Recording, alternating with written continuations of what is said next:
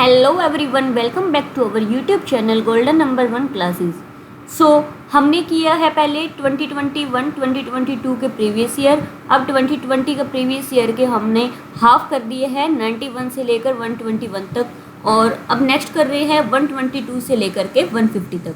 ठीक है, सो इसमें मैथ्स पार्ट्स को हम कंप्लीट करेंगे। आपको यूट्यूब चैनल पर प्लेलिस्ट में मिलेंगे टीजीटी के प्रीवियस ईयर सॉल्यूशंस, साथ में पीजीटी के लेकिन topic wise previous year question के सॉल्यूशन। तो बने रहिए आपके अपने यूट्यूब चैनल के साथ। चैनल को लाइक, सब्सक्राइब, शेयर जरूर कीजिएगा, और अगर आप न्यू है तो बेल आइकन को प्रेस कर दीजिएगा ताकि कोई भी न्यू वीडियो आए आपको अपडेट मिलती रहे। सो क्वेश्चन है first, 2 cards are drawn at random. अब 2 कार्ड्स को ड्रॉ कर रहे हैं। क्या है? From a pack of 52 cards. 52 cards में से हमने लेने हैं 2 कार्ड्स। ठीक है, यानी कि डिवाइड में तो आएगा 52 में से 2। ठीक है, ये टोटल क्योंकि जो होता है प्रोबेबिलिटी निकालनी है, the probability that either both are black और बोथ आर क्वीन। अब जो टोटल आता है वो डिवाइड में आता है। अब क्या कह रहे हैं, या तो दोनों होंगे ब्लैक। अब आपको ये पता है कि जो ब्लैक होते हैं वो होते हैं 26, क्वीन टोटल होती है 4। अब क्या होगा, अगर हम प्रोबेबिलिटी ऑफ बी निकालें तो ब्लैक की प्रोबेबिलिटी में क्या होगा, 26 में से हम 2 कार्ड्स ले रहे हैं। ठीक है, अगर हम प्रोबेबिलिटी ऑफ क्यू यानी कि क्वीन की निकालें तो टोटल तो डिवाइड में आएगा ही आएगा। ठीक है, क्वीन क्या होएगी, 4 में से हम कितनी क्वीन निकाल रहे हैं, 2 क्वीन निकाल रहे हैं। ठीक है, अब ये कह रहे हैं कि ब्लैक या फिर बोथ क्वीन, यानी कि अगर और आ जाए, और का मतलब होता है यूनियन, यानी कि प्रोबेबिलिटी हमने निकालनी है, या तो होएगी बी या फिर होगी क्यू, यानी कि दोनों ब्लैक होंगे या फिर दोनों क्यू होंगे। अब इसका फॉर्मूला क्या होता है, P of B plus P of Q minus में P of B intersection Q, ये हमारे पास होता है फॉर्मूला। ठीक है, तो यानी कि हमें क्या निकालना पड़ेगा साथ में, P of B intersection Q. अब बी इंटरसेक्शन क्यू का मतलब क्या है कि वो कार्ड्स जो P of B intersection Q, B intersection Q में वो 2 कार्ड्स होंगे जो दोनों के दोनों ब्लैक भी हो और दोनों के दोनों क्वीन भी हो।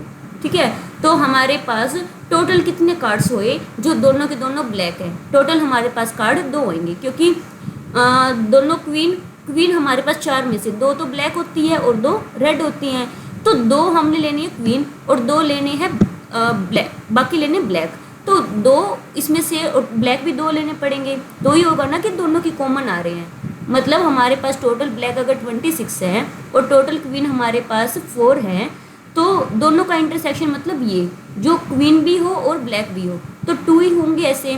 तो 2 में से हमने टोटल निकालना है 2, तो 2 में से 2 निकाल ले मतलब 2c2, डिवाइड में आता है दोनों का टोटल में से 2, यानी कि 52c2। ये हमारे पास बनेगा फॉर्मूला। ठीक है, इसको मैं यहाँ पुट कर रही हूँ, पी ऑफ बी कितना 26c2 divide by 52c2, P of Q कितना 4c2 डिवाइड बाई 52c2। ठीक है, माइनस में इंटरसेक्शन में 2c2 डिवाइड बाई 52c2। अब देखो 52c2 सब में कॉमन है, मैंने ले लिया है कॉमन एलसीएम 52c2। अगर मैं 22c2 को अगर सोल्व करूँ अलग से, ठीक है, इसको सोल्व करूँ, एक बार ऊपर वाला इरेज कर देती हूँ क्योंकि हमें स्पेस चाहिए। ओके, सो अगर मैं सोल्व करना चाहूँ किसे, 26c2 को, तो इसको कैसे सोल्व करेंगे, देखो 26c2, 26 नीचे कितना है यहाँ पर 2। ठीक है, तो 26 को 2 फैक्टर तक ओपन करेंगे, 26 मल्टीप्लाई बाई 25, यहाँ पर 3 होता तो 24 लिखते हैं, नीचे 2 है तो 2 इंटू 1। ठीक है, 2 को अलग से ओपन किया तो ये कट हुआ 13 पर। ठीक है, सो 25 की मल्टीप्लाई 13 से करेंगे, कितना आएगा 325। मैंने यहाँ लिख दिया इसकी वैल्यू 325, प्लस में 4c2 को देखो ओपन करें, 4c2 कितना होगा 4 मल्टीप्लाई बाई 3 डिवाइड बाई 2 को ओपन करेंगे 2 मल्टीप्लाई 1, ये 2 पे कट हुआ, 2 3 जा 6 या 6 लिख दिया, माइनस में 2c2। अब 2c2 को कैसे ओपन करेंगे, 2c2 क्या हुआ 2 मल्टीप्लाई 1 बाई में 2 मल्टीप्लाई 1 1, तो इसकी वैल्यू यहाँ मैंने रख दी 1। ठीक है, अब ऊपर वाले को हम सोल्व कर देंगे सारा, इसको इरेज कर देती हूँ एक्स्ट्रा को। ठीक है, ये एक्स्ट्रा मैं इरेज कर रही हूँ, बस हमने क्या करना है, इसको सोल्व करना है और हमारा आ जाएगा यहाँ आंसर। ठीक है, सो 325 प्लस में 6 कितने हो गए, वैसे यहाँ पर -1 कर देंगे तो ये 5 बचा और ये हो गया 330। ठीक है, अब 52C2 को अगर मैं सोल्व करूँ ये क्या बनेगा, 52 मल्टीप्लाई बाय 51 डिवाइड बाय 2, ये 26 पर कट हुआ तो हमारे पास बन गया नीचे 26 मल्टीप्लाई बाय 51। इसकी वैल्यू मैंने यहाँ पर ये पुट कर दी।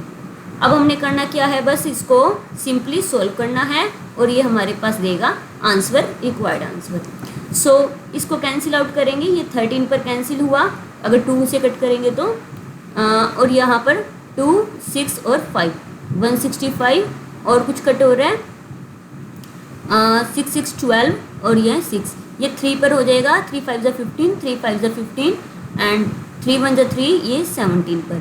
ठीक है, वैसे तो ये यही कि यही आंसर आया हुआ है, ये मैच कर रहा है 330 वाला और नीचे इनकी मल्टीप्लाई 1326 आएगी, ऑप्शन 3 करेक्ट आ रहा है, ज़्यादा कट करने की कोई भी नीड नहीं है। सो नेक्स्ट क्वेश्चन है हमारे पास, नेक्स्ट क्वेश्चन है, रिपीट हो सकता है कुछ क्योंकि थोड़ी सी प्रॉब्लम की वजह से वीडियो रुकी थी, तो रिपीट हो जाए कोई बात नहीं। So variance is independent of change of scale only, origin only, या ओरिजिन एंड स्केल बोथ, या फिर not in origin not in scale. तो ये किस पर इंडिपेंडेंट होता है, किसके चेंज पर इंडिपेंडेंट रहता है, ओरिजिन ओनली। ठीक है, नेक्स्ट है a number when divided by 114। हमें नंबर नहीं पता, नंबर को मैंने लिख दिया बीच में, इसको किससे डिवाइड कर रहे हैं, 114 से। लीव्स रिमाइंडर 21, इसने रिमाइंडर कितना दिया, 21, ये हमें मिला रिमाइंडर, तो कोई ना कोई क्वोशंट देगा। ठीक है, तो इसका मतलब मैं x को क्या लिख सकती हूँ, इन दोनों की प्रोडक्ट यानी कि 114 इंटू क्यू प्लस में रिमाइंडर। ठीक है, अब कह रहे हैं कि if the same number is divided by 19, अगर सेम नंबर को 19 से डिवाइड करें, अब यहाँ पर क्या आ जाएगा, 19 आ जाएगा और ये हो गया सेम नंबर। सेम नंबर को डिवाइड जब कर रहे हैं 19 से तो कोई ना कोई रिमाइंडर देगा और कोई ना कोई क्वोशंट देगा। ठीक है, देन द रिमाइंडर इज, ये कह रहे हैं कि रिमाइंडर क्या होगा, तो यहाँ पर x को इस बार क्या लिखेंगे, 19 की मल्टीप्लाई Q1 से प्लस में r। तो हमने क्या करना है, इससे निकलेगा कैसे, ये वाली जो इक्वेशन है इसमें x को उठाया। ठीक है, x को उठाया, यहाँ पर देखो 114 जो है, 114 19 का मल्टीपल होता है 6, 114 को लिख सकते हैं 19 मल्टीप्लाई बाय 6 और ये क्या हुआ एज इट इज़ प्लस में। 21 को लिख सकते हैं हम 19 प्लस में 3, सॉरी 19 प्लस 2। ठीक है, सो ये देखो एक टर्म्स ये, सेकंड टर्म ये और थर्ड टर्म ये पहले दो टर्म के अंदर 19 आ रहा है कॉमन, इनटू में 6 क्यू प्लस 1 बचा और प्लस में यहाँ बचा 2। अगर 6 क्यू प्लस 1 है, इसको मैं कह दूँ Q1, इसको मैं Q1 कह दूँ, प्लस में 2 कह दूँ, तो देखो ये x की वैल्यू आई। ठीक है, अब वो सब कुछ भूल जाओ, अब आपको ध्यान किस पर देना है, ध्यान देना है आपको इस इक्वेशन पर और इस इक्वेशन पर। अगर हम इन दोनों को इक्वेट करें तो ये x 19 Q1 प्लस में r कितना है, 2 है, तो इसका मतलब r की वैल्यू आई 2, ऑप्शन 3 रहेगा करेक्ट। नेक्स्ट क्वेश्चन है, the diagonal of a square is a centimetre, then the area of the square क्या होगा। अब ये पता है कि जो स्क्वायर होता है, स्क्वायर का डायगोनल अगर हमारे पास साइड s हो, ठीक है, तो डायगोनल क्या होता है, डायगोनल होता है हमारे पास √2 इंटू साइड। अब डायगोनल कितना दिया इन्होंने, a इक्वल क्या होगा, √2 इंटू साइड।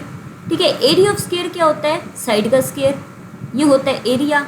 तो साइड है क्या हमारे पास, a बाय में √2 है, तो हमें क्या चाहिए, s का स्क्वायर, मतलब a बाय √2 का स्क्वायर चाहिए, मतलब a² बाय 2, ऑप्शन 4 करेक्ट रहेगा। ठीक है, नेक्स्ट है, if the radius of a circle is increase by 20% then how much will its area be increase. क्या कह रहे हैं, एरिया ऑफ सर्कल कितनी इंक्रीज हो रही है, 20% इंक्रीज हो रही है। तो सर्कल की एरिया अगर 2D फिगर के अंदर हमारे पास 2D फिगर हो, स्क्वायर का एरिया कुछ भी परसेंट इंक्रीज हो रहा है, सर्कल का एरिया कुछ भी परसेंट इंक्रीज हो रहा है, या फिर जो है हमारे पास रेक्टेंगल है उसका एरिया इंक्रीज हो रहा है, आई मीन या फिर साइड इंक्रीज हो रही है, ठीक है, साइड इंक्रीज हो रही है, फिर एरिया कितना इंक्रीज हो रहा है, आपने 2D फिगर के ऊपर अगर परसेंट में कुछ भी साइड इंक्रीज हो रही है, आपने फॉर्मूला लगाना है सीधा सीधा नेट इफेक्ट का, ठीक है। किसका फॉर्मूला लगाओगे? Net effect. नेट इफेक्ट क्या होता है कि पहली साइड अगर x% है, दूसरी साइड अगर y% है, तो x% प्लस y% प्लस में xy डिवाइड बाई 100, ये परसेंट हमारे पास आंसर आता है एरिया इंक्रीज होने का, ठीक है। तो आपके पास क्योंकि क्या है, रेडियस इंक्रीज हो रही है, तो आपके पास x की वैल्यू भी रेडियस परसेंट होएगी, y की वैल्यू भी रेडियस परसेंट, और यहाँ पर मतलब रेडियस का स्क्वायर बाय 100, ये चीज़ रहेगी, ठीक है। सो अगर मान लो डिक्रीज हो रहा है, ये x इंक्रीज हो y डिक्रीज हो, तो यहाँ पर माइनस का साइन आ जाएगा, यहाँ भी माइनस का आ जाएगा, ठीक है। इस चीज़ का आपको ध्यान रखना है। तो फिलहाल अपने पास क्या हो रही है? इंक्रीमेंट हो रही है। तो इंक्रीमेंट के केस में आप क्या करोगे? कितनी है? 20%, तो x की जगह 20, y की जगह भी 20 प्लस 20 इंटू 20 बाई में 100, ये 20 से 20 कैंसिल, ये कितना हुआ? 40 प्लस में 4 इक्वल टू 44%। ऑप्शन 3 रहेगा करेक्ट। नेक्स्ट क्वेश्चन है, the perimeter of a rectangle is 82। Perimeter of rectangle क्या होगा? 2 इंटू लेंथ प्लस ब्रेथ, कितना है? 82। इसका मतलब a प्लस बी कितना हो गया? 41। कह रहे इट्स एरिया इज 400, मतलब a मल्टीप्लाई बाई बी कितना हुआ? 400। The breadth of the rectangle is, rectangle की ब्रेथ क्या होगी, है ना। तो हम क्या करेंगे इसके अंदर, छोटी सी बात, सीधा सीधा 400 का ना एलसीएम निकाल दो। 400 का एलसीएम ये आया यहाँ 200, 100, 50 और फिर 25, फिर 5 पर जाएगा ये, है ना, और फिर 5। तो हमारे पास अगर हम एलसीएम निकालते हैं, हमारे पास क्या बनेगा? 2 to the 4 to the 16 multiply by 25, ठीक है। अब देखो 16 और 25 की मल्टीप्लाई की तो आया 400। 16 और 25 को अगर ऐड करें तो आएगा 41। तो यानी कि हमने यही देखा कि अगर a प्लस बी कर रहे हैं तो हमारे पास 41 आ रहा है, ठीक है, और a मल्टीप्लाई b कर रहे हैं तो 400 आ रहा है। तो मतलब हमारे पास लेंथ और ब्रेथ में से एक 16 है, एक 25 है। तो देखो 16 और 25 में से कोई ऑप्शन मैच कर रहा है? 16 मैच कर रहा है, ऑप्शन 4 इसका रहेगा करेक्ट, ठीक है। नेक्स्ट क्वेश्चन है, for a symmetrical frequency distribution we have. Symmetrical word अगर आ जाए फ्रीक्वेंसी में तो हमारे पास मीन मोड मीडियन इक्वल रहते हैं, मतलब ऑप्शन 3 करेक्ट रहेगा। The pair of equation this and this है सॉल्यूशन। सॉल्यूशन फाइंड आउट करने के लिए हम देखते हैं a1 by a2, b1 by b2 और c1 बाई c2, इनके बीच में चेक करते हैं कि कहाँ इक्वल है कहाँ इक्वल नहीं है, उसी अकॉर्डिंग हमारे क्या है सॉल्यूशन मैच करेंगे। तो अगर मैं इसको इक्वेशन को लिखूं x के और y के साथ, तो 0x प्लस में 1y इक्वल टू 0, इसको लिखूं तो 0x plus 1y equal to 5। अब यहाँ अगर मैं a1 बाई a2 निकालूँ, ये a1 बाई a2 होएगा 0 बाई 0, यहाँ 1 बाई 1 और यहाँ 0 बाई 5, ठीक है। तो यहाँ से हमें क्या पता चल रहा है कि इसका कोई भी सॉल्यूशन नहीं है, तो नो सॉल्यूशन आएगा, क्योंकि हमें साफ साफ भी पता ही चल रहा है कि y की वैल्यू एक 0, y की वैल्यू एक 5, दो अलग अलग वैल्यूज आ रही हैं, है ना। तो हमारे पास क्या होगा इसका? नो सॉल्यूशन ऑप्शन रहेगा। नेक्स्ट क्वेश्चन है, if x y are two positive integer such that least prime factor of x is 3। तो हमारे पास x और y दो नंबर हैं, ये कह रहे हैं कि अब अगर क्योंकि किसी नंबर के हम प्राइम फैक्टर निकाल लें तो उसके दो प्राइम फैक्टर में से ये कह रहे हैं कि एक प्राइम फैक्टर क्या है? 3 है, तो मैंने यहाँ लिख दिया 3, यानी कि दूसरा इसका कोई मल्टीप्लाई में आएगा। और फिर कह रहे हैं कि list prime factor of y is 5, यहाँ पर छोटे से छोटा प्राइम फैक्टर 5 है, मतलब साथ में कोई ना कोई एक और प्राइम फैक्टर आएगा। तो कह रहे हैं कि x प्लस में y क्या होगा ये बताओ। लेकिन निकालना है हमें लिस्ट प्राइम फैक्टर किसका? x प्लस वाई का लिस्ट प्राइम फैक्टर क्या होगा।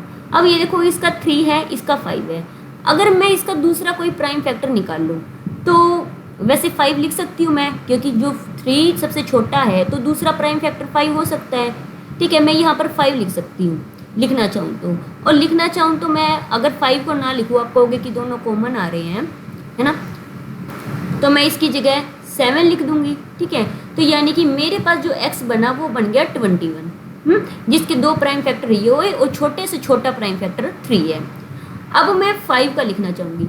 5 के लिए मैं 7 भी लिख सकती हूँ, लेकिन मैं आपके सर्टिफिकेशन के लिए इससे थोड़ा डिफरेंट, ताकि कॉमन ना दिखे, तो ये मैंने 11 ले लिया। ये कितना हुआ 55। ठीक है, तो x प्लस वाई अगर हम करेंगे, x प्लस वाई का इन्होंने, तो ये हुआ 6 7 76 का। अब कह रहे हैं कि प्राइम फैक्टर क्या होगा। 76 के अगर मैं प्राइम फैक्टर निकाल लूँ तो 76 लिस्ट प्राइम फैक्टर क्या होगा, सबसे पहले 2 पे जाएगा, है ना, इन्होंने लिस्ट का है तो 2 पे सबसे पहले जाएगा, तो सबसे छोटा क्या हुआ 2, इन्होंने यही पूछा था, ऑप्शन 4 रहेगा करेक्ट। नेक्स्ट है the formula to calculate the coefficient of the quartile deviation. इसमें मिस्टेक हम क्या करते हैं, क्वार्टाइल डेविएशन देखते ही सीधा आंसर कर देते हैं, लेकिन इन्होंने पूछा है कोएफिशिएंट। कोएफिशिएंट्स को देखना बहुत जरूरी है। तो जो कोएफिशिएंट ऑफ क्वार्टाइल डेविएशन है उसका फॉर्मूला क्या होता है, Q3 minus Q1 divide by Q3 plus Q2, यानी कि ऑप्शन फर्स्ट करेक्ट रहेगा। ठीक है, अगर खाली क्वार्टाइल डेविएशन पूछ ले हमें, क्वार्टाइल डेविएशन क्या होता है Q3 minus Q1 divide by 2, जो कि इनमें से नहीं है। ठीक है, सो हमारे पास ऑप्शन फर्स्ट करेक्ट रहेगा। सो नेक्स्ट क्वेश्चन है, 2 नंबर are respectively 30% and 40% less than the third number. मान लो मेरे पास पहला नंबर है x, दूसरा है y और तीसरा है z। ठीक है, कह रहे कि पहला नंबर तीसरे नंबर से कितना लेस है, 30% लेस है। ठीक है, और दूसरा नंबर तीसरे नंबर से 40% लेस है। तो कह रहे हैं कि what percent is the second two of the first, मतलब सेकंड नंबर फर्स्ट नंबर से कितने परसेंट लेस होगा ये बताना है। ठीक है, आपके पास क्वेश्चन ये 2 तरीके से आ सकते हैं कि सेकंड नंबर पहले नंबर से कितना परसेंट लेस है, या फिर पहला नंबर सेकंड नंबर से कितने परसेंट लेस है, इस तरह से। ठीक है, तो आपको इसके लिए क्या फॉर्मूला अप्लाई करना है, तो अगर सेकंड का फर्स्ट के साथ कर रहे हैं तो क्या रहेगा, हम मान लेते हैं कि ये जो है k% लेस है, तो k की वैल्यू क्या आएगी, k की वैल्यू क्या आएगी 100 माइनस में, 100 माइनस में हमारे पास क्या होगा ये, क्योंकि सेकंड नंबर का फर्स्ट नंबर से निकालना है, तो सेकंड नंबर का क्या है 40%, तो 100 माइनस 40। ठीक है, बाय में 100 माइनस में, क्योंकि फर्स्ट के साथ निकालना है, डिवाइड बाय फर्स्ट वाले का, तो 100 माइनस 30। ठीक है, मल्टीप्लाई बाय कर देंगे 100 से, क्या मिला 60/70 मल्टीप्लाई बाय 100, 0 से 0 कैंसिल, 600 बाय में 7। ठीक है, तो इसको हम कैंसिल आउट करेंगे, क्या आएगा 7 8 56, 4 7 5 35, तो 85 5/7, यानी कि ऑप्शन फर्स्ट रहेगा करेक्ट। इसकी जगह अगर कह देते कि फर्स्ट नंबर सेकंड नंबर से कितने परसेंट कम है, तो उसके लिए ऊपर 30 आ जाता, नीचे 40 आ जाता। ठीक है, सो नेक्स्ट क्वेश्चन है, a room 15 metre long required 7500 tiles. एक रूम है 15 मीटर लंबा है, टाइल्स कितनी चाहिए इसके अंदर, जो छोटी छोटी टाइल्स लगेंगी, टोटल टाइल्स है 7500, और हर एक टाइल की अगर डायमेंशन देखें, ये छोटी सी टाइल है 15 सेंटीमीटर 15/12 है, कहते हैं ना 15/12 की tile, to cover the entire floor, then the breadth of the room. Simple सी बात है, हमें ये पता है कि नंबर ऑफ जो टाइल्स होती हैं, नंबर ऑफ टाइल्स, यानी कि नंबर ऑफ टाइल के लिए जो बड़े वाले का एरिया होता है, बड़े वाले का area length into breadth by में छोटे वाले का एरिया, मतलब छोटी तो टाइल है L1 मल्टीप्लाई बाय B1 कह दिया। ठीक है, तो नंबर ऑफ टाइल है 7500 इक्वल टू बड़े का एरिया 15 मल्टीप्लाई बाय, हमने ब्रेथ निकालनी है B, छोटे वाले का एरिया 15 मल्टीप्लाई बाय 10। अब इसमें कुछ ना कुछ कमी है, कमी क्या है, हमें आंसर चाहिए मीटर में, रूम का हमें दे रखा है मीटर, लेकिन टाइल्स का हमें दे रखा है सेंटीमीटर, तो सेंटीमीटर को हम कन्वर्ट करेंगे मीटर में, तो सेंटीमीटर को मीटर में कन्वर्ट करने के लिए डिवाइड बाय 100 आएगा, इसके यहाँ भी डिवाइड बाय 100 आएगा, तो ये वाले 100 मैंने भेज दिए ऊपर। ठीक है, सो इसको कर देंगे सॉल्व। 15 से 15 कैंसिल आउट हुआ, ये 2 0 से इसकी 2 0 कैंसिल होगी, ठीक है। तो 75 ये 12 मल्टीप्लाई में डिवाइड में है, यहाँ जाके हो जाएगा मल्टीप्लाई में, एंड डिवाइड में ये वाला आ गया 100। तो 25 तिया 75, 25 चौक 100, 4 तिया 12, 3 तिया 9। तो आंसर कितना आया 9 मीटर। तो ब्रेथ थी हमारी इक्वल में ये, क्योंकि ब्रेथ इक्वल में रही तो ब्रेथ कितनी आ गई 9 मीटर आंसर, ठीक है। नेक्स्ट क्वेश्चन है the probability that a non leap year has 53 Sunday.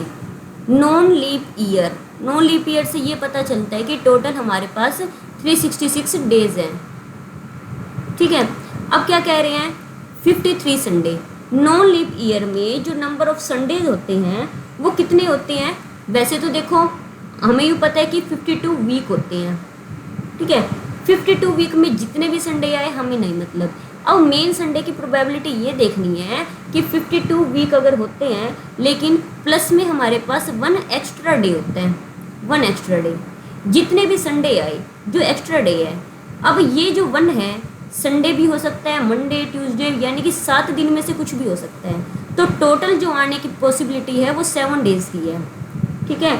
और नंबर ऑफ संडे इनमें से एक दिन आना है, ये वाला जो संडे होगा वो एक बार ही आ सकता है, ठीक है। तो यानी कि 1/7 हमारे पास इसका करेक्ट ऑप्शन रहेगा। ओके, सो नेक्स्ट क्वेश्चन है a tax on an item is diminished by 20% and its consumption increased by 15%, then effect on the revenue। तो अगर ऐसा हो कि एक में इंक्रीमेंट हो रही है दूसरे में डिक्रीमेंट हो रही है तो फॉर्मूला लगाते हो हमेशा नेट इफेक्ट का, ठीक है। नेट इफेक्ट का फॉर्मूला बताया था। अगर देखो पहला डिक्रीमेंट हो रहा है, कम हो रहा है तो माइनस का एक्स आएगा, दूसरा इंक्रीज हो रहा है तो प्लस का वाई और माइनस एक्स वाई बाई 100। तो डिक्रीज कितना हो रहा है 20, -20 इंक्रीज हो रहा है प्लस का 15, -20 मल्टीप्लाई बाय 15 डिवाइड बाय 100। ये 0 से 0 कैंसिल, ठीक है। 2 5 ज़ा 10 और 5 3 ज़ा 15, -2 प्लस -20 प्लस 15 माइनस के 5 और -3 -8। अगर नेगेटिव आंसर आए तो डिक्रीमेंट हो रही है, पॉजिटिव आए तो इंक्रीमेंट हो रही है। तो ऑप्शन में 8% वाले 2 हैं, यानी कि सेकंड और फोर्थ ऑप्शन नहीं लेंगे। तो हमारे पास नेगेटिव आंसर आ रहा है तो ऑप्शन फर्स्ट में इंक्रीमेंट है, नहीं होगा। डिक्रीमेंट यानी कि जो कि है 8%, ऑप्शन थर्ड करेक्ट रहेगा। ओके, सो नेक्स्ट क्वेश्चन है a shopkeeper allow a discount of 10%, ठीक है। डिस्काउंट लिख दिया मैंने ये 10%। फिर उसके बाद क्या कह रहे हैं to his customers and still gains 20%, मतलब जो प्रॉफिट है वो है 20%। What is mark price? Mark price मतलब हमें MP निकालना है, क्या होगा on the article which cost 450, यानी कि जो CP है वो दे दिया 450। आपको रिलेशन याद होना चाहिए कि MP बाय में CP इक्वल होता है 1 plus profit percent divide by 1 minus discount percent, मतलब 100 प्लस में P divide by 100 minus D। तो वैल्यू पुट कर दो, MP बाय में 450 इक्वल टू 100 प्लस प्रॉफिट मतलब 120 हुआ, 100 माइनस डिस्काउंट मतलब 90 हुआ। इसको कैंसिल आउट करेंगे 3 4, 3 पर ये 9 3 पर जाएगा, 3 3 ज़ा 9 और ये 3 से कैंसिल करेंगे 150। MP 150 की यह मल्टीप्लाई जाएगी, ये हुआ 600। तो ऑप्शन A इसका रहेगा करेक्ट। नेक्स्ट क्वेश्चन है, ये हमारे पास स्टेटमेंट है, हमें बताना है कि क्या आंसर आएगा। तो आपको इसके अंदर जो कि दिख रहा है कि ये 11th क्लास का परम्यूटेशन कॉम्बिनेशन से है। वैसे तो 10th तक का एडवांस मैथ कर ले इनफ है, बट थोड़ा सा टॉपिक प्रोबेबिलिटी और परम्यूटेशन कॉम्बिनेशन का आप 11th का जरूर पढ़ लीजिएगा। तो क्वेश्चन क्या है 1 + 2x + x² की पावर n इक्वल क्या है summation r running from 0 to 2n AR x की पावर r। देन AR क्या होगा हमें बताना है, AR क्या होगा ये देखना है, ठीक है। सबसे पहले आप समीशन वाले को उठा लो, r running from 0 to 2n AR और x की पावर r। तो इसमें अगर आप r की जगह 0 पुट करो, ये आएगा a0 x की पावर 0। फिर r की जगह 1 पुट करो, a1 x की पावर 1। r की जगह 2 पुट करो, a2 x की पावर 2। ठीक है, तो इसकी वैल्यू तो क्या होएगी, 1 होएगी। 1 प्लस में a1 x power 1 a2 x 2। ठीक है, ये चीज़ चल रही है। तो अगर हम देखना चाहें कि इसका सोल्यूशन क्या होता है, तो हम बता देंगे कि ए आर क्या है। तो हमारे पास है 1 प्लस में 2x प्लस में एक्स स्क्वायर की पावर n। तो जो ये अंदर वाला है, अंदर वाला क्या बन रहा है, 1 प्लस में x का होल स्क्वायर बन रहा है, होल स्क्वायर बन रहा है पावर n, मतलब ये हो गया 2n। इसके ऊपर बाइनोमियल थ्योरम लगाएं तो क्या हो जाएगा, 1 प्लस में 2n c1 x plus 2n c2 x2, मतलब यहाँ x का स्क्वायर। हमारे पास ये ऐसे ऐसे करके बाइनोमियल एक्सपेंशन बनेगी। अगर आप इसको मैच करो, ये जो हमारे पास समीशन था ये क्या आया था, 1 plus a1 x power 1 plus a2 x square. मतलब ये पता है कि ये x स्क्वायर भी यहाँ भी है, x पावर 1 यहाँ भी है, 1 भी यहाँ है। तो जो आगे वाले कोफिशिएंट है, या a1 की जगह इसने ले ली, a2 की जगह इसने ले ली, कॉम्बिनेशन ने ली। मतलब हमारे पास कॉम्बिनेशन किसका है, 2nCr का। ठीक है, कॉम्बिनेशन किसका है, 2nCr, मतलब ऑप्शन 1 क्या रहेगा, इसका करेक्ट रहेगा। ओके, सो नेक्स्ट क्वेश्चन है, a pot contain 81 litre of milk. एक पोट के अंदर 81 लीटर प्योर मिल्क है और 1/3 of milk is replace by the same amount of water. यानी कि जितना मिल्क उसमें है उसका 1/3 बाहर निकाल रहे हैं। ठीक है, मान लो एक पॉट के अंदर मिल्क है 81, इसके अंदर से मान लो 1/3 इतना सा है। ठीक है, 1/3 इतना मिल्क है, इस मिल्क को निकाल के क्या ऐड कर रहे हैं, वाटर ऐड कर रहे हैं और मिल्क को निकाल रहे हैं। फिर अगेन 1/3 ऑफ मिल्क, अब जब वाटर ऐड किया ये टोटल क्वांटिटी का फिर से 1/3 बाहर निकाल रहे हैं। मिल्क और वाटर का कॉम्बिनेशन बाहर निकाल रहे हैं और मिक्सचर को मतलब, और रिप्लेस कर रहे हैं अमाउंट ऑफ वाटर से, और अमाउंट ऑफ वाटर से इसको रिप्लेस कर रहे हैं। What is the ratio of milk and water in the new mixture.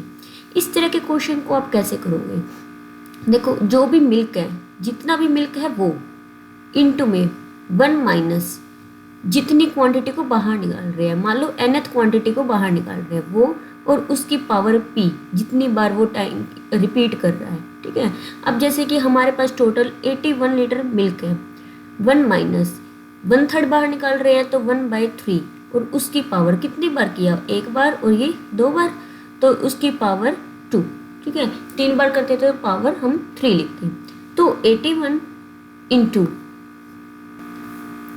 1 minus 1/3 मतलब 2/3, और पावर 2 है तो इसको हम 2 टाइम लिखेंगे। ठीक है, 2/3, 9 9 ज़ा 81। ठीक है, ये हमारे पास मल्टीप्लाई करके क्या आया, 36। ठीक है, अब हमारे पास मान लो ये 36 जो भी आया इसको नाम दे देती हूँ मैं p। ठीक है, अब हमने क्या करना है, ये हमारे पास क्वांटिटी आ गई है, हम जो लास्ट में प्योर मिल्क बचेगा। ठीक है, क्योंकि हम उसमें से पानी निकालते जा रहे हैं, तो जो प्योर मिल्क बचा तो ये p डिवाइड बाई वाटर कितना होएगा वो बताना है। p डिवाइड बाई जो हमारे पास स्टार्टिंग में मिल्क था उसमें से p को माइनस कर दो, तो हमारे पास क्या आ जाएगा, वाटर और जो है मिल्क और वाटर का मिक्सचर की जो है रेशियो। ठीक है, p जो हमारे पास लास्ट में निकलता है वो क्या होता है, प्योर मिल्क। तो 36 डिवाइड बाई टोटल में से 36 को माइनस कर दो तो बचा हुआ वाटर मिलेगा। तो ये क्या हुआ, 36 डिवाइड बाई 45। ठीक है, या फिर 9 पे और 5 पे 4:5 हमारे पास क्या आ जाएगा, करेक्ट आंसर। नेक्स्ट क्वेश्चन है, the diameter of sphere is increase bye 25%। तो अब ये वाली जो हमारे पास फिगर है ये कैसी फिगर है, एक 3D शेप, क्योंकि स्फीयर जो होता है हमारे पास वो 3D शेप में होता है sphere. The percent increase in its volume, volume में कितना परसेंट इंक्रीज होएगा हमें वो बताना। तो लेट कर लो कि स्टार्टिंग में जो डायमीटर था वो d था। ठीक है, और क्या कह रहे हैं, diameter of sphere is increase, मतलब d के अंदर जब इंक्रीमेंट हुई कितनी, 25%। 25% का मतलब 125/100। ठीक है, तो हमें न्यू डी मिला। तो percent increase in its volume, volume में कितना परसेंट इंक्रीज हुआ वो बताना है। तो जो डी होता है वो क्या होगा, 2 टाइम ऑफ आर होगा, क्योंकि रेडियस का डबल होता है। 2r इंटू, इसको हम अगर कैंसिल करें 5 और 4 पर होगा, तो इंटू 5/4। और जो ये वाला डी है डायमीटर, उसके लिए न्यू रेडियस क्या बनेगी, 2 टाइम कैपिटल आर दे देती हूँ, तो 2 से 2 कैंसिल, मतलब जो हमारे पास रेडियस आई वो क्या आ गई, पहले वाली रेडियस की 5/4 टाइम। ठीक है, तो हमने अब करना क्या है, percent of increase in its volume निकालनी है। तो उसके लिए हम क्या फॉर्मूला अप्लाई करेंगे, क्योंकि हमारे पास स्फीयर का, देखो मैं डायरेक्ट ट्रिक भी बता सकती हूँ लेकिन एक्सप्लेन करते हुए बताऊंगी। तो हमारे पास जो न्यू वॉल्यूम है उसका क्या लिखेंगे हम, न्यू रेडियस के अकॉर्डिंग हम वॉल्यूम लिखेंगे, 4/3 pi r cube minus 4/3 pi small r cube, ठीक है, डिवाइड बाय जो स्टार्टिंग में होती है 4/3 pi small r cube multiply by 100। ये हमारे पास होएगा कितना इंक्रीज हुआ, क्योंकि न्यू वॉल्यूम में से पहले वाली वॉल्यूम माइनस करेंगे और परसेंट निकालने के लिए डिवाइड बाय पहले वाली वॉल्यूम और मल्टीप्लाई बाय 100। तो इसके अंदर अगर हम पाई और 4/3 कॉमन लेना चाहे तो हमारे पास कैंसिल हो जाएगा। एट लास्ट हमारे पास क्या बचेगा, capital R cube minus small r cube divide by small r cube multiply by 100। ठीक है, ये हमारे पास बचता है। तो हम ऊपर वाला सारा इरेज कर देंगे। हमारे पास जो बची थी रेडियस वो क्या थी, न्यू रेडियस थी हमारे पास, न्यू रेडियस मतलब कैपिटल आर क्या थी 5/4 टाइम इंटू स्मॉल आर, और पहले वाली रेडियस आर थी। तो जो ये आर क्यूब है यहाँ पर हम रख देंगे 5/4 स्मॉल आर, ये हुआ cube minus small r cube divide by small r cube multiply by 100, ये बचेगा। इनमें से आर क्यूब कॉमन आएगा और ये कैंसिल हो जाएगा, तो हमारे पास बचेगा ओनली 5/4 का क्यूब माइनस में 1। ठीक है, और इस पूरे के मल्टीप्लाई बाय 100, तो 5 का क्यूब कितना होएगा 125, 4 का क्यूब कितना होगा 64 माइनस 1, और यहाँ आ गया 100। ठीक है, डिपेंड आप पे करता है आप कैलकुलेशन कितनी फास्ट करते हो और फॉर्मूला आपको किस अकॉर्डिंग याद है। सो इसको हम सोल्व कर देंगे। तो सोल्व करके क्या आएगा, 125 माइनस में 64 कितना बचा 61 बाय में 64 मल्टीप्लाई बाय 100। ठीक है, इसको हम अब कैंसिल करना है। तो देखो कि 6100 बाय में 64 आ रहा है, इसको कैंसिल करेंगे। पहले ये 32 पर 2 3 जा 6, 2 5 जा 10, ये 0, फिर एक बार 2 पर कर देंगे 16 15 2 5। ठीक है, तो अब इसको डिवाइड करके देख लेते हैं किस पर जाएगा, ये जाएगा 9.3, लास्ट में 1 नहीं आएगा, यानी कि ऑप्शन जो कि है 4 हमारे पास करेक्ट रहेगा। नेक्स्ट है the point of concurrency of 3 altitude of a triangle is called. एक क्या है, ट्रायंगल है, यहाँ से मैंने एक एल्टीट्यूड ले लिया, यानी कि जो 90 डिग्री से जा रहा है, यहाँ से एक एल्टीट्यूड ले लिया और यहाँ से एक एल्टीट्यूड ले लिया। कह रहे हैं कि यहाँ पर जो इनका पॉइंट ऑफ इंटरसेक्शन होगा, ठीक है, पॉइंट ऑफ इंटरसेक्शन इसका क्या होगा, ये पूछना चाह रहे हैं। तो इस क्या होगा, उसे हम कहते हैं ऑर्थो सेंटर, जो 90 डिग्री के इंटरसेक्शन का पॉइंट बनता है। नेक्स्ट क्वेश्चन है a + b + c = 0 है और हमें फाइंड आउट करना है इसकी वैल्यू। ठीक है, कर देंगे फाइंड आउट। सबसे पहले हम क्या करेंगे, a + b + c का हम ले लेंगे स्क्वायर। ठीक है, क्या करेंगे हम, यानी कि a + b + c का स्क्वायर करेंगे, तो यहाँ 0 का स्क्वायर होगा तो 0 होता है। इसकी वैल्यू क्या आई, a² + b² + c² + 2 × ab + bc + ca = 0। ठीक है, हमें चाहिए पावर 4 चाहिए, तो मैं इसको उस साइड ले जाऊंगी तो ये हो जाएगा -2ab bc ca। क्योंकि मुझे पावर 4 चाहिए तो अगेन क्या कर दूंगी, मैं यहाँ स्केयरिंग ऑन बोथ साइड कर दूंगी। ठीक है, तो ये 0 तो यहाँ खत्म, क्योंकि ये इक्वल की उस साइड जाके नेगेटिव हो गया, और नेगेटिव का स्क्वायर करेंगे पॉजिटिव वैल्यू देगा। तो यहाँ से इसका स्क्वायर ओपन करो, A4B4C4, ठीक है, plus 2 time A² B² plus B² C² plus C² A², ठीक है, इक्वल में इसका स्क्वायर कर रहे हैं तो 2 का स्क्वायर कितना हुआ 4, और अंदर वाले का हम करेंगे स्क्वायर, तो उसमें पहले AB का होल स्क्वायर प्लस BC का होल स्क्वायर प्लस CA का होल स्क्वायर, ठीक है, प्लस में अब 2 टाइम, अब पहले इन दोनों की करेंगे, यानी कि AC² है ना, AB²C लिख दिया, या ब्रैकेट में बना रही हूँ मैं, फिर उसके बाद इन दोनों की करेंगे मल्टीप्लाई, प्लस में क्या हो जाएगा BABC² प्लस में फिर पहले और तीसरे की मल्टीप्लाई में A²BC, ठीक है।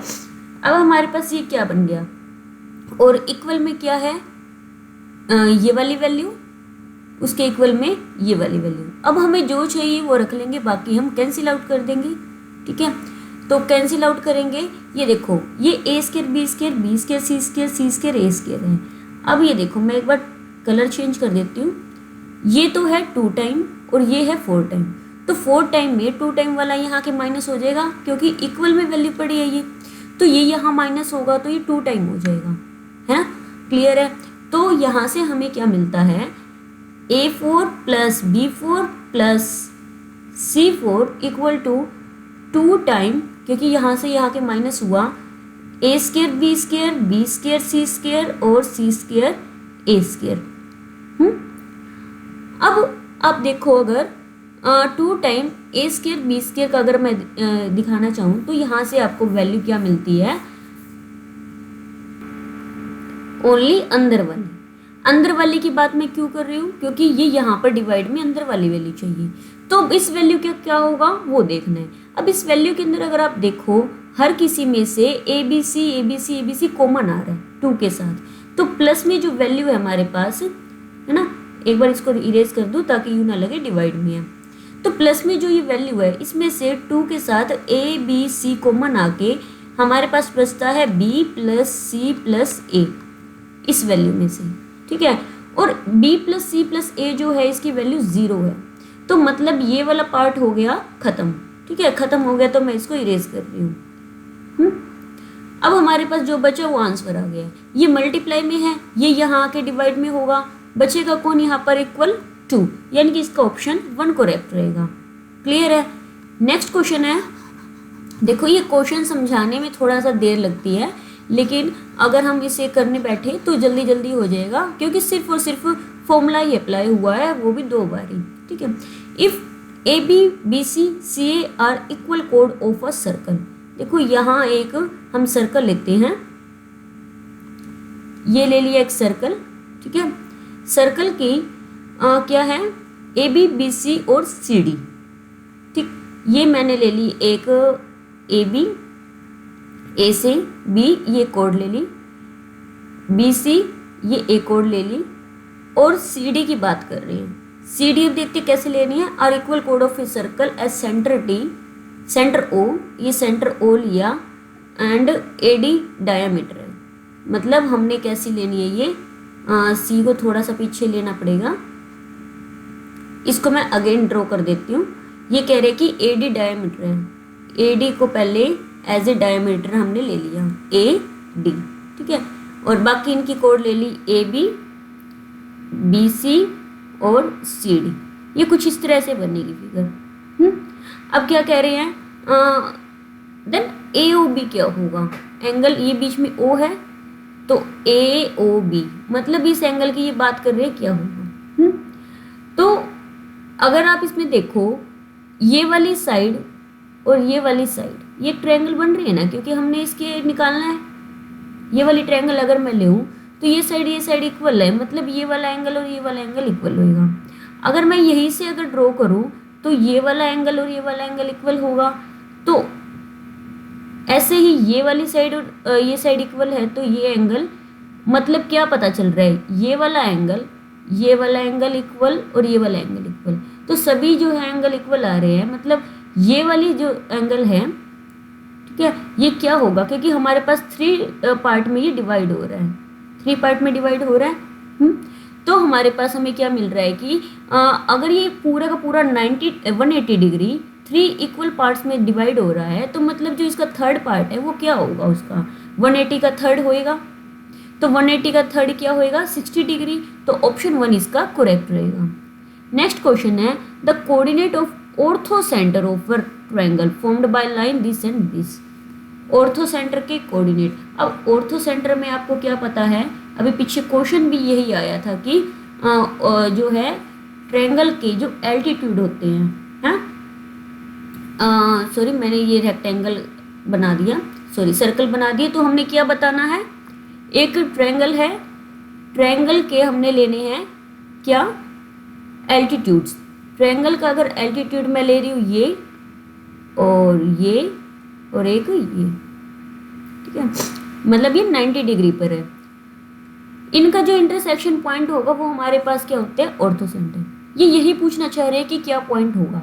और लाइंस जो ट्रायंगल है, ट्रायंगल किससे बन रही है, लाइंस, ये लाइन और ये लाइन।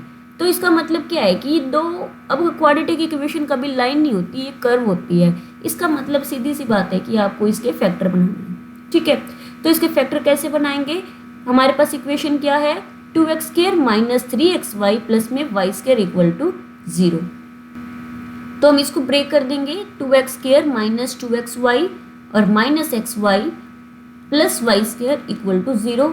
कॉमन अगर लेंगे हम, 2x कॉमन आएगा, यहाँ से -y कॉमन आएगा, तो क्या बन जाएगा 2x - y, और यहाँ से 2x जब कॉमन लिया तो x माइनस में y बचेगा, ठीक है,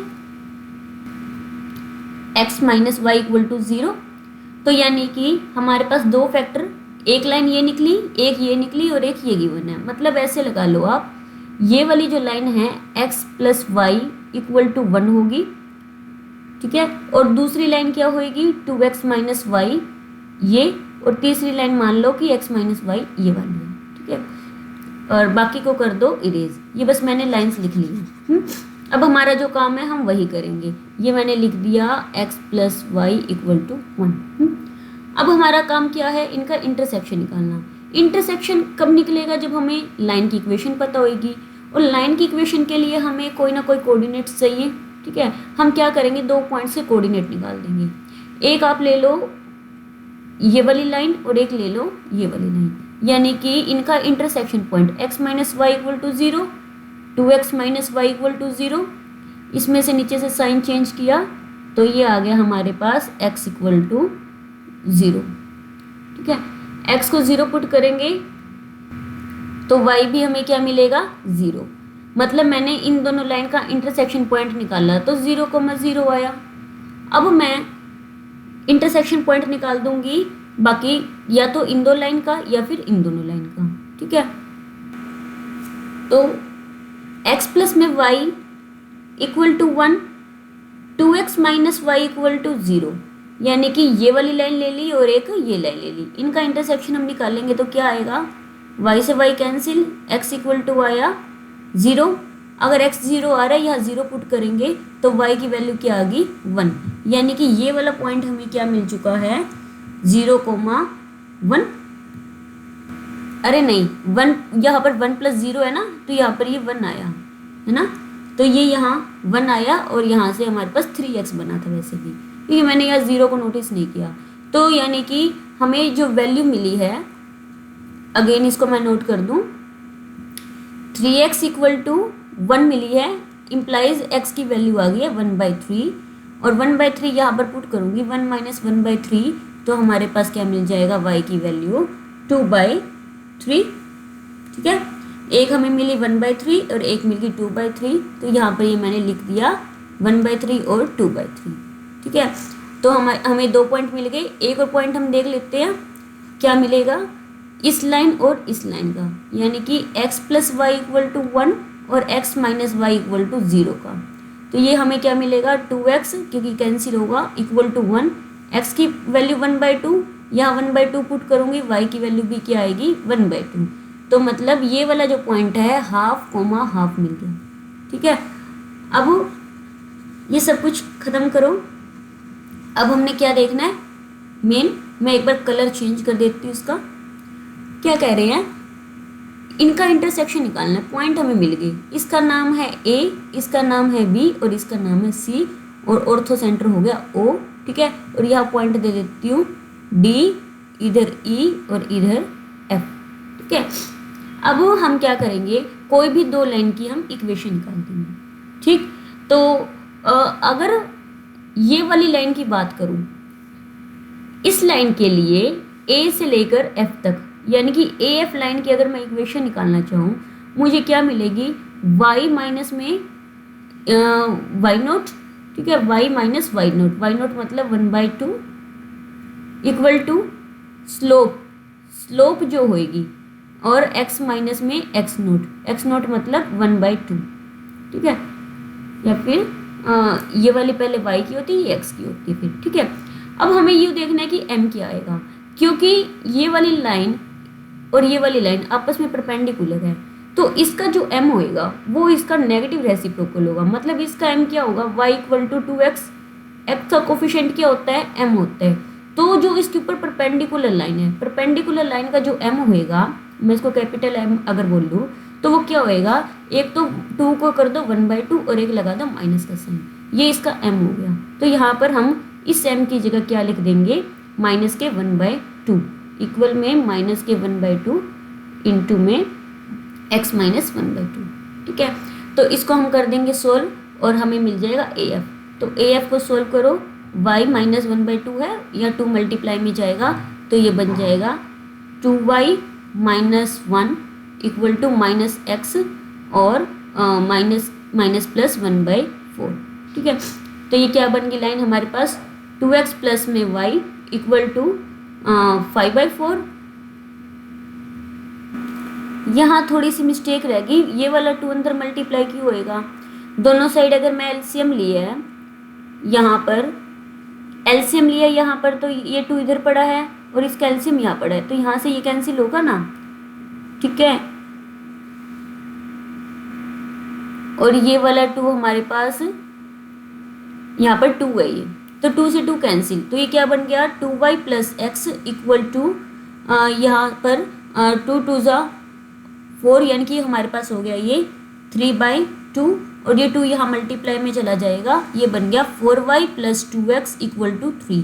यानी कि हमारे पास जो AF है, AF लाइन हमें क्या मिल गई है, AF equal to 4y plus 2x equal to 3, ठीक है। एक लाइन हमें मिल गई है, दूसरी लाइन अब हम निकालते हैं, ओके। अब दूसरी लाइन कौन सी निकालेंगे, कोई भी निकाल दो, BC निकाल देते हैं, सॉरी B से D, BD ये लाइन निकाल रहे हैं। अब जो D है, D लाइन में हमारे पास क्या है, वहाँ पर x minus y equal to 0 है, मतलब y equal to x, x के साथ कौन 1, m की वैल्यू 1 है, तो कैपिटल M अगर हम उसकी परपेंडिकुलर BD की स्लोप निकालें, वो क्या होएगी, -1/1 मतलब -1, ठीक है। तो हमारे पास इक्वेशन क्या होगी, y माइनस वाई नोट मतलब 2/3 इक्वल टू m मतलब -1 इंटू एक्स माइनस में x नोट, ठीक है, यानी कि 1/3। ये हमारे पास इक्वेशन ऑफ लाइन निकलने वाली है। अब तो ये इक्वेशन ऑफ लाइन क्या होएगी, 3 हमने अगर यहाँ एलसीएम ले तो 3y माइनस में 2, ठीक है, और यहाँ से हम 3 एलसीएम ले तो -1 है, 3x माइनस 1 डिवाइड बाई 3, 3 से 3 कैंसिल हुआ, तो ये क्या बन गया 3y माइनस 3x उधर जाके प्लस का हो जाएगा 3x और इक्वल टू माइनस, ये माइनस माइनस प्लस और ये प्लस, ये कितना हो जाएगा 3 हो जाएगा, ये लिख दिया 3 से डिवाइड करो y plus x equal to 1। ये एक और लाइन आ गई, कौन सी आई है ये, B से D equal to y plus x equal to 1, ठीक है। तो ये हमारे पास 2 लाइन्स आ गई हैं। अब इनका इंटरसेक्शन पॉइंट जो भी होगा वो होगा ऑर्थो सेंटर। तो ऑर्थो सेंटर के लिए हम इन दोनों इक्वेशन को सोल्व कर देंगे। तो 4y plus 2x equal to 3, इसको 2 से मल्टीप्लाई कर दो, 2y plus 2x equal to 2, ये नेगेटिव साइन नीचे आएंगे cancel, 2y equal to 1, y equal to 1/2, y की वैल्यू या 1/2 पुट करोगे, x की वैल्यू 1/2, ऑप्शन 3 करेक्ट रहेगा। नेक्स्ट क्वेश्चन है, if an angle of parallelogram is 2/3 of its adjacent angle. तो मान लो यहाँ पर अगर कोई एंगल x है तो उसके एडजेसेंट एंगल मतलब बिल्कुल साथ का एंगल, उसका ये वाला एंगल इस एंगल का 2/3 है, मतलब 2/3 ऑफ x है। क्या कह रहे हैं? Then smallest angle of parallelogram. अगर मान लो ये एंगल कुछ भी होया तो उसका 2/3 उससे भी छोटा होगा, मतलब हमें ये वाला एंगल फाइंड आउट करना है। तो आपको यूँ पता है कि पैरेललोग्राम में एडजेसेंट एंगल का सम 180 होता है, मतलब x + 2/3x = 180 होगा। इसका एलसीएम लेंगे, हमें मिलेगा 5/3x = 180। x की वैल्यू क्या आई? 180 × 5/3/5 सॉरी 5 3 = 15, 5 6 = 30। ठीक है, तो हमें क्या मिला? 36 × 3। तो कितना एंगल मिला हमें? 108। 108 क्या? x की वैल्यू मिली 108, लेकिन हमें निकालना क्या है? 2/3 ऑफ x मतलब 2/3 of 108। 3 3 = 9, 3 6 = 18 which is equal to 72, यानी कि स्मॉलेस्ट एंगल 72 होगा। ऑप्शन 4 करेक्ट रहेगा। नेक्स्ट क्वेश्चन है, two number have 16 as their HCF, मतलब HCF ऑफ टू नंबर है 16, 146 एज LCM। LCM क्या है? 146। Then one can say that.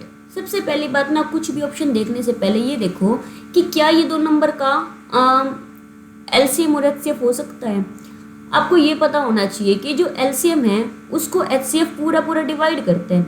तो देखो 146 को क्या 16 पूरा पूरा डिवाइड करेगा?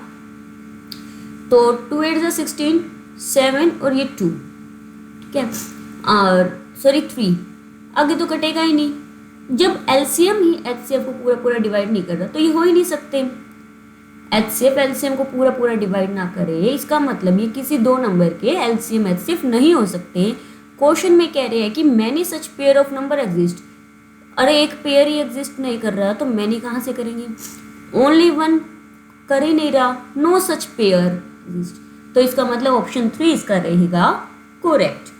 ठीक है, नेक्स्ट क्वेश्चन है, the interior angle of a regular polygon. ये पहला फॉर्मूला किसका है? इंटीरियर एंगल के सम का। नेक्स्ट फॉर्मूला है ईच इंटीरियर एंगल का, और लास्ट फॉर्मूला किसका है? डायगोनल का। ठीक है, तो यानी कि हमारे पास सेकंड ऑप्शन क्या रहेगा इसका करेक्ट। नेक्स्ट क्वेश्चन है, the perimeter of square is 24√2 and its diagonal is. अब यू बताओ स्क्वायर का पेरीमीटर क्या होता है? 4a होता है। 4a इक्वल है 24√2, मतलब a की वैल्यू क्या आई? 6√2।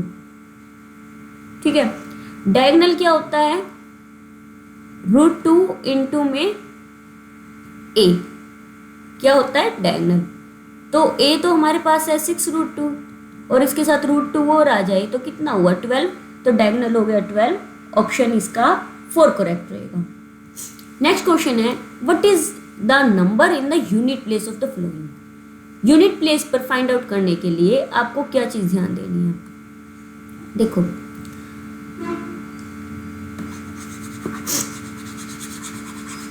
हाँ जी, सबसे पहली बात, हर एक का लास्ट डिजिट उठा लो। ये 1 है, इनटू में 3 है, इनटू 7 है और इनटू 9। ठीक है, अब क्या करेंगे? जो पावर है, पावर को डिवाइड करो 4 से और रिमाइंडर जो आएगा वो लिखना है। 4 से डिवाइड करने के लिए लास्ट के 2 नंबर इनफ है। ठीक है, 4 1 = 4, 4 2 = 8, 3 आया तो रिमाइंडर जो आएगा वो यहाँ लिख दो। फिर 3 है, इसमें 71 को डिवाइड करेंगे। ठीक है, यह हमें मिलेगा 3 और ये 28, यहाँ भी हमें मिल रहा है पावर में 3। फिर उसके बाद 7 के लिए 138 है। 38 को अगर हम 4 से डिवाइड करें, 4 9 = 36, यहाँ पर 2, तो हमें मिला यहाँ 2। और अगर हम 9 के लिए देखें, 339 को, इसमें ओनली 39 को 4 से डिवाइड करोगे 36, या लास्ट में बचा 3, तो यहाँ लिख दिया हमने 3। ठीक है, तो सबसे पहला काम हमारा हो गया है। अब हम देखेंगे इनकी पावर को सोल्व करके लास्ट में क्या बचता है वो। 1 का क्यूब करेंगे 1, 3 का क्यूब करेंगे 27 का ओनली लास्ट की डिजिट उठानी है। 7 का स्क्वायर करेंगे 49, ओनली लास्ट की डिजिट 9 उठा लो। और 9 का क्यूब करेंगे लास्ट में 9 आएगा इसमें भी, तो यहाँ पर भी लास्ट का 9 उठा लिया। अब इनकी प्रोडक्ट करनी है। 7 1 ज़ा 7, ठीक है, 9 9 ज़ा 81, तो इसका 1 उठा लो। 7 की 1 से प्रोडक्ट, आपने जब भी दो मल्टीप्लाई कर रहे हो लास्ट की ओनली 1 डिजिट को उठाना है, तो 7 1 ज़ा 7, ऑप्शन 2 इसका रहेगा करेक्ट, ठीक है। नेक्स्ट क्वेश्चन है, a certain number of man can do a work in 60 days. देखो सर्टेन नंबर ऑफ मैन, अब हमें यूँ नहीं पता कितने मैन हैं, हम कह लेंगे एक्स मैन 60 डेज में काम कर रहे हैं। फॉर्मूला क्या होता है, MDH/W का, MDH डिवाइड बाई W, मतलब मैन डेज आवर वर्क, ठीक है। तो एक्स मैन 60 डेज में काम कर रहे हैं। If there are 8 man less, यानी कि जितने मैन पहले थे उसमें से 8 लेस कर दिए, ठीक। And it could be finish in 10 days more, यानी कि 10 दिन ज़्यादा लेते हैं, यानी कि पहले अगर 60 डेज थे तो 70 डेज लेगा, ठीक है। तो यानी कि काम वही है, तो इक्वल का साइन, और इसको हम कर देंगे सोल्व। ये हुआ 60x equal to 70x minus 70 into 8, ठीक है। ये यहाँ के प्लस हो जाएगा 560 इक्वल टू ये यहाँ के माइनस हुआ 10x, 0 से 0 कैंसिल, 56 मैन इसका आ गया करेक्ट आंसर। लास्ट क्वेश्चन है, in a lesson plan the aim should be stated in the term of, aim किस टर्म में होना चाहिए, behaviour, summary, motivation, previous knowledge, किस पर होना चाहिए। ये क्वेश्चन कई बार रिपीट हुआ है, इसका ऑप्शन रहेगा 1 बिहेवियर। Thanks for watching.